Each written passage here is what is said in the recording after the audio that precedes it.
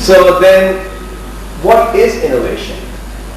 I have attended some seminars where people, talk about innovation and give you an impression that innovation is black magic. If you're lucky, you will get innovation. If you're not lucky, you will not get innovation.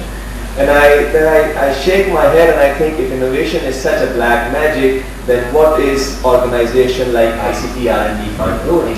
Nobody can. How do you do black magic? That has forced me to come up with a very simplistic definition of innovation. And I'm talking about incremental innovation. I'm not talking about paradigm shifting innovation. So in my mind, an incremental innovation removes bottlenecks from value chains. That's all what an innovation does. So what does it do? It takes a value chain and it removes bottlenecks from value chains so that more wealth is created. So for example, mobile phones have removed bottlenecks from several innovation chains. Your wife can call you and say, do bring bread when you're coming home. There is no bread for you at home. Again, this is a silly example. But then, how do you expect a 21-year-old who's coming out of a university to do innovation? I think in the age of internet, one of the key things we want to achieve is that we want to let our youth loose on innovation through showing them value chains after value chains and then telling them where are the bottlenecks in the value chains.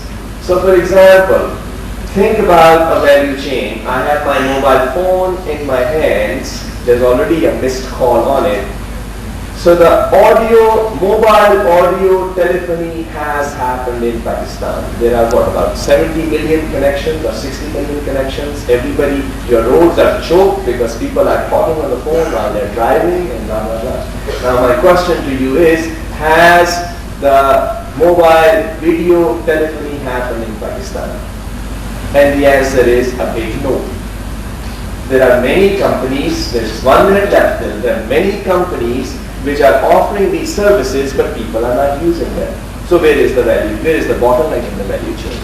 Similarly, e-learning is very important for us. All of you who are parents of O-level and A-level students know that the best CDs are available for 60 rupees, but you buy them and your kids don't use them. So the value chain of e-learning has not happened. Where is the bottleneck? So what we want to, the challenge that we want to throw at our industry and our academia is to come up with a system which is somewhat similar to the Wikipedia system, and let's call it Research and Developmentpedia, RDpedia. So jointly what we do is we take experts and ask them to define value chains through collective wisdom and then identify bottlenecks in those value chains.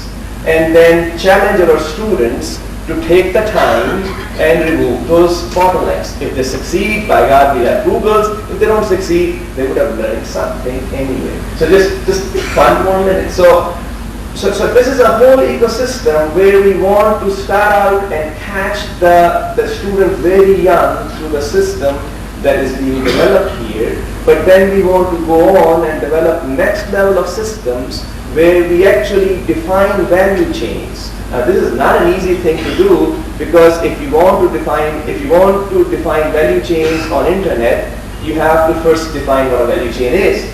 A value chain in my mind is a connection of services in which each service adds value to the input. But then how do you define services? How do you define bottlenecks between services? So you keep going on and on and on, and we would love to receive proposals from industry and academia to create this ecosystem. It did take us about 6 months to approve this proposal, but at the end of 6 months the proposal did get approved. So thank you very much for being here, and we are expecting a lot of wealth generation through this first step. Thank you very much.